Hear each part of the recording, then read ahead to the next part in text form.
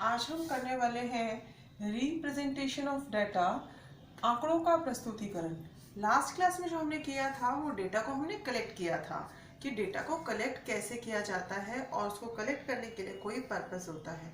जब हम data collect कर लेते हैं तो डेटा को कलेक्ट करने के बाद उससे हमें कुछ इन्फॉर्मेशन चाहिए होती है, कुछ महत्वपूर्ण तथ्य चाहिए होते हैं।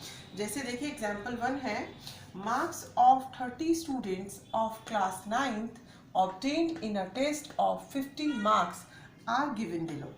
यहाँ 30 स्टूडेंट्स के मार्क्स दिए गए हैं। तो यहाँ पर एक टीचर टेस्ट लेने के बाद 30 स्टूडेंट्स के मार्क्स को वो कलेक्ट कर चुकी है। अब ये कलेक्शन तो हो गया है, इसे कलेक्शन करने के बाद कैसे इससे इंफॉर्मेशन ली जाए। अभी जो ये डाटा है बहुत ज़्यादा फैला सा हुआ है, हम इससे कोई भी इंफॉर्मेशन चाहें हमें यहाँ से लेकर यहाँ तक की स्टडीज़ की करनी होगी। तो डाटा को रिप्रेजेंट करने के लिए जो हमारा सबसे पहला मेथड है वो है कि हम उसे या तो असेंडिंग ऑर्डर में लगाते हैं, असेंडिंग ऑर्डर जिसे हम आरोही क्रम कहते हैं, आरोही क्रम, या फिर डिसेंडिंग ऑर्डर में भी लगा सकते हैं, डिसेंडिंग ऑर्डर, अवरोही क्रम। तो जो यहाँ मार्क्स दिए गए हैं, अगर हमें इससे इंफॉर्मेशन चाहिए तो जो सबसे सिंपल मेथड है हमारा, उसको हम दोनों में से किसी भी ऑर्डर में लगा सकते हैं। तो हम लगाते हैं इसको असेंडिंग ऑर्डर में। असेंडिंग ऑर्डर का मतलब होता है जो सबसे कम वैल्यू वाली डेटा है उसको सबसे पहले और उसको बढ़ते हुए क्रम में हम उसको लगाते जाते हैं। डेटा को समझने के लिए असेंडिंग या डिसेंडिंग दोनों ऑर्डर में लगाया जा सकता है। यहाँ हमने असेंडिंग चूज़ किया है। असेंडिंग में लगाने के लिए जब हमने इस डाटा को देखा तो सबसे कम वैल्यू 2 से मार्क्स स्टार्ट हुए और मैक्सिमम मार्क्स देखिए 41 तक थे। तो ये डेटा पूरा हमने असेंडिंग ऑर्डर में अरेंज कर दिया। अब इससे अगर हमें लोएस्ट मार्क्स देखने हो, लोएस्ट मार्क्स मतलब सबसे कम अंक, तो वो आए हैं 2। और अगर हम मैक्सिमम मार्क्स देखें, मैक्सिमम मार्क्स ऑब्टेन्ड मतलब जितने उसके आए हैं किसी भी स्टूडेंट्स के, तो वो है मैक्सिमम 41। तो इस तरह से डेटा को अरेंज करके हम एक ही नज़र में लोएस्ट मार्क्स और मैक्सिमम मार्क्स जितने आए हैं स्टूडेंट के वो देख सकते हैं। कम प्राप्ता सबसे कम अंक, सबसे अधिक अंक। इसके बाद हम इसके बेसिस पर अगर हमें रेंज निकालने के लिए कहा जाए, रेंज होता है हाईएस्ट माइनस लोएस्ट। इसका मतलब हाईएस्ट है यहाँ पर 41 माइनस लोएस्ट है 2, तो ये रेंज आ गई 39। रेंज का मतलब है परिसर। अगर आपको परिसर ज्ञात करने के लिए कहा जाता है तो हम इस तरीके से कर सकते हैं। देखिए स्टूडेंट्स, यहाँ पर सिर्फ 30 हैं। ऐसे ही हमारा डाटा 50 स्टूडेंट्स या कोई भी 70, 100 कितना भी हो सकता है। अब यहाँ देखिए 30 को ही एक नज़र में देखने के लिए अरेंज करने के बाद भी हम उस डाटा से इजीली इंफॉर्मेशन नहीं ले पा रहे। इसका मतलब ये जो मेथड है असेंडिंग या डिसेंडिंग ऑर्डर में अरेंज करने का, ये यहाँ तक तो ठीक है कि आपको रेंज फाइंड करनी है, लेकिन अगर हमें और कोई यूज़फुल इंफॉर्मेशन, कोई महत्वपूर्ण सूचना चाहिए तो इस डाटा को भी हमें बहुत ध्यान से रीड करना पड़ता है, बहुत ध्यान से ऑब्जर्व करना पड़ता है। इसलिए अब हम एक ऐसा कुछ मेथड लेकर आते हैं, ऐसा रिप्रेजेंटेशन देखते हैं, इस तरह से प्रस्तुत करें कि हमें इस डाटा को इतना रीड ना करना पड़े। तो हम क्या करेंगे, इस डाटा के लिए एक ऐसा मेथड लेकर आते हैं जिसमें हम टेबल बनाएंगे, एक सारणी बनाएंगे और उस सारणी के थ्रू हम उस डाटा को एक ही नज़र में इजीली रीड कर सकते हैं। इसको हम कहेंगे frequency distribution table. Frequency distribution table, बारंबारता बंटन सारणी। हम इस मेथड को परफेक्ट ना मानते हुए क्या करेंगे, फ्रीक्वेंसी डिस्ट्रीब्यूशन टेबल या बारंबारता बंटन सारणी बनाना सीखेंगे। इस टेबल में देखते हैं इसको बनाने के लिए हम कौन से स्टेप्स को फॉलो करते हैं। अब हम बनाने जा रहे हैं frequency distribution table ungroup data. जो भी डाटा हमें गिवन है वो अनग्रुप्ड है, जिसको हम पहले से ही असेंडिंग ऑर्डर आरोही क्रम में लिख चुके हैं। इसे लिखने के बाद इस बारंबारता बंटन सारणी में जब हम टेबल बनाएंगे तो हमें 3 कॉलम बनाने हैं। पहला है जो हमने डाटा कलेक्ट किया है, यहाँ मार्क्स है तो हमने मार्क्स मतलब अंक लिख दिए हैं। दूसरा जो कॉलम बनेगा वो है टेली मार्क्स के लिए मिलान चिन्ह लगाएंगे। और तीसरा है फ्रीक्वेंसी यानी कि बारंबारता। मार्क्स जो है यहाँ देखिए सबसे जो हमारे अंक आए हैं, जो मार्क्स आए हुए हैं, जैसे 2 है, 5, 12, 17, तो उसको 2, 5, 12, 17, 41 तक यहाँ लिख दिया है। अब टेली मार्क्स लगाते हैं। यहाँ देखिए सबसे पहला जो है हमारा कॉलम वो 2 के लिए है। 2 कितनी बार आया है, 1, 2, तो हमने यहाँ 2 टेली मार्क्स लगा दिए हैं, ये 2 के लिए हो गया। उसके बाद 5 है, 1, 2, ये 5 के लिए लग गए।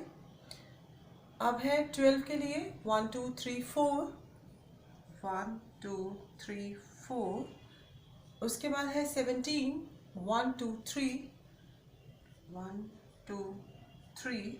उसके बाद 19 है 1, 2, 3, 4, 5, 1, 2, 3, 4। 4 तक जब भी आप टेली मार्क्स लगाएंगे स्ट्रेट लगाएंगे, लेकिन जैसे ही आपको उस कॉलम में 5th लगाना है तो आप उसको इस तरह से कट कर देंगे। तो यहाँ देखिए इस तरह का जो बंडल बनेगा इसे हम 5 काउंट करेंगे। इस तरह से काउंट करना बहुत इजी होगा। सब देख रहे हैं ये 5 है। उसके बाद है 21, 1, 2, 3, 4, तो ये भी आ जाएगा 1, 2, 3, 4 एंड 5। उसके बाद है 25 एक बार है, 33, 1, 2, 3, 39 एक बार, 40 एक बार, 41, 1, 2, 3। इस तरह से हमने अपने डाटा को टेली मार्क्स में अरेंज कर दिया है। इसके बाद यहाँ इसको टोटल करना होगा, जिसको हिंदी में लिखेंगे कुल। अब यहाँ देखिए इसको काउंट करते हैं। फ्रीक्वेंसी में काउंट किया जाता है 1, 2, उसके बाद 2, यहाँ 4, यहाँ 3, यहाँ 5, इसके बाद 5, इसके बाद 1, 3, 1, 1 और 3। अब इस फ्रीक्वेंसी का टोटल कर लेते हैं। 2, 2, 4, 4, 4, 8, 8, 3, 11, 11 एंड ये 5, 5, 10 हो गया। 21, 22, 22 में 3 ऐड किया, 25, 26, 27 और 3 मिला के हो गया 30। ये हमने यहाँ टोटल लिख दिया। तो ये तैयार हो गई हमारी फ्रीक्वेंसी डिस्ट्रीब्यूशन टेबल बारंबारता बंटन सारणी। इस टेबल में अब यहाँ देखिए एक ही नज़र में हम कोई भी डाटा देखना चाहें, 5 2 टाइम्स है, 25 1 टाइम है। तो इस तरह से टेबुलर फॉर्म में रिप्रेजेंट करने के बाद हम जो अनग्रुप्ड डाटा है उससे यूजफुल इंफॉर्मेशन इजीली देख सकते हैं। तो जब भी आपको फ्रीक्वेंसी डिस्ट्रीब्यूशन टेबल या बारंबारता बंटन सारणी बनाने के लिए कहा जाएगा तो हम इस तरह से पहले उसको असेंडिंग ऑर्डर में करके फिर टेबल बना सकते हैं, और अगर आप डाटा थोड़ा कम हो तो डायरेक्ट भी बना सकते हैं। तो एक क्वेश्चन करते हैं। The blood group of 30 students of class 8 are recorded as follows. ये यहाँ ब्लड ग्रुप्स दिए गए हैं 30 स्टूडेंट्स के। Represent this data in the form of frequency distribution table. इस डेटा को हमें बारंबारता बंटन सारणी या फ्रीक्वेंसी डिस्ट्रीब्यूशन टेबल बनाना है। And which is the most common and which is the rarest blood group among these students. इस data को बनाने के बाद, रिप्रेजेंट करने के बाद हमें ये बताना है कि कौन सा ब्लड ग्रुप कॉमन है जो ज़्यादातर बच्चों का है, और कौन सा ब्लड ग्रुप सबसे कम बच्चों का है। तो इसके लिए हमने टेबल आपको पहले ही बताया है। टेबल के लिए हम 3 कॉलम्स बनाते हैं, ब्लड ग्रुप, टेली मार्क्स, और ये है फ्रीक्वेंसी या फिर नंबर ऑफ स्टूडेंट्स।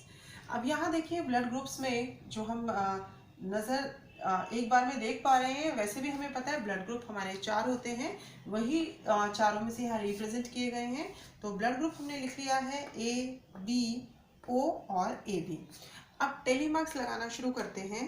तो जब आप इसकी टेबल फॉर्म करेंगे तो आप क्या करेंगे, यहाँ आपने देखा ए पर टिक लगा लिया कि आप ए को आप रीड कर चुके हैं और उसका टेली मार्क यहाँ लगा लिया।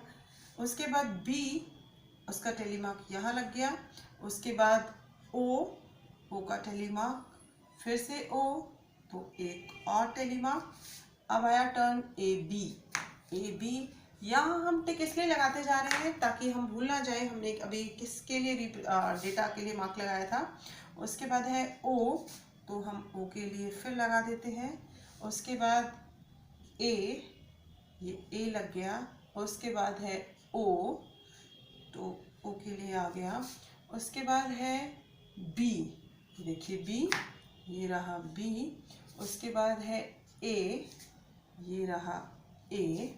उसके बाद है ओ। अब ओ में देखिए ऑलरेडी यहाँ 4 मार्क पहले हो चुके हैं। तो आपको बताया था जब आप 5वां टेली मार्क लगाएंगे तो वो इस तरह से लगाएंगे। ये ओ के लिए लग गया। अब देखिए अगर हम टेली मार्क छोड़ देते हैं, हम भूल जाते हैं हमने इस ओ के लिए लगा रहे थे या यहाँ, इसलिए आप यहाँ भी मार्क लगाते चलो।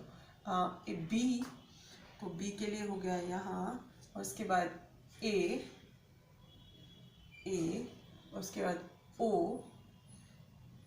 ओ, इस ओ के लिए ओ। उसके बाद है ए, ये रहा ए के लिए जो 5th लगाना है आपको, ये लग गया। उसके बाद है ए बी, तो ए बी के लिए यहाँ लगेगा। उसके बाद ओ, ये यहाँ लग गया ओ के लिए, ये ओ था। उसके बाद है ए, ये रहा ए। उसके बाद ओ, ये हो गया ओ।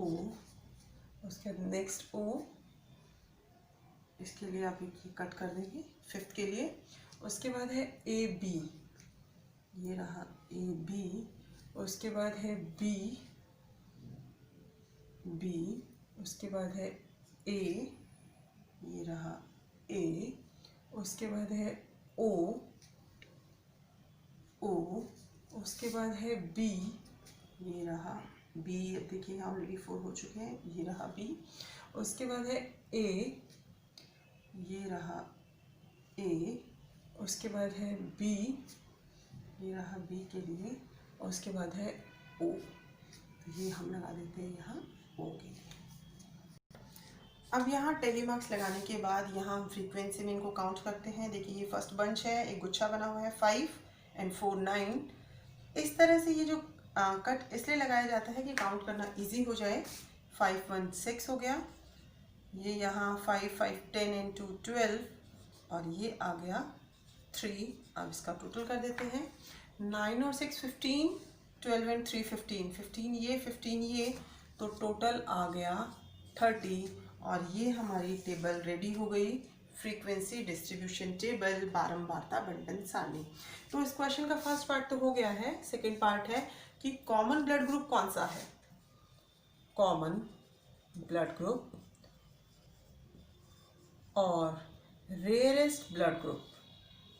रेयरेस्ट ब्लड ग्रुप, कॉमन का मतलब है ज़्यादातर स्टूडेंट्स का कौन सा ब्लड ग्रुप है, तो जिसकी फ्रीक्वेंसी सबसे ज़्यादा होगी। किसकी फ्रीक्वेंसी है सबसे ज़्यादा, 12। तो ये ब्लड ग्रुप कौन सा है, ओ। तो ओ ब्लड ग्रुप कॉमन हो गया। इसको यहाँ ऐसे दिखा देते हैं, ओ ब्लड ग्रुप। और सबसे रेयरेस्ट, सबसे कम स्टूडेंट्स का कौन सा है, ये देखिए 3 स्टूडेंट्स का है जो है ए बी। तो रेयरेस्ट ब्लड ग्रुप हो गया ए बी ब्लड ग्रुप। तो इस तरह से डेटा रिप्रेजेंट करके किसी भी इंफॉर्मेशन को टेबल से हम इजीली ग्रैब कर सकते हैं, इजीली ले सकते हैं। नेक्स्ट क्वेश्चन है, following data gives the number of children in 40 families. यहाँ 40 फैमिलीज का डेटा दिया हुआ है कि किस फैमिली में कितने बच्चे हैं। Represent it in the form of frequency distribution. अब यहाँ पे हम देख पा रहे हैं जो बच्चों की संख्या है, नंबर ऑफ चिल्ड्रन है किसी फैमिली में। मिनिमम देखिए कितना है, 0 है, उसके बाद 1 है, 2 है, 3 है, 4 है। तो आप टेबल बनाएंगे और टेबल में जो फर्स्ट कॉलम लिखेंगे नंबर ऑफ चिल्ड्रन, वो 0, 1, 2, 3, 4 लिखेंगे और उसके अकॉर्डिंग डेटा को देखते हुए टेली मार्क्स लगाकर फ्रीक्वेंसी लिखेंगे कि कितनी उसकी बारंबारता है। तो ये क्वेश्चन आप आज के लिए खुद ट्राई करेंगे, ये आपको खुद करना है। तो आज की क्लास में इतना ही। और आज की क्लास में आपने क्या सीखा? फ्रीक्वेंसी डिस्ट्रीब्यूशन टेबल बनाना सीखा। तो मिलते हैं फिर नेक्स्ट क्लास में नए टॉपिक के साथ। Till then bye bye, thank you so much.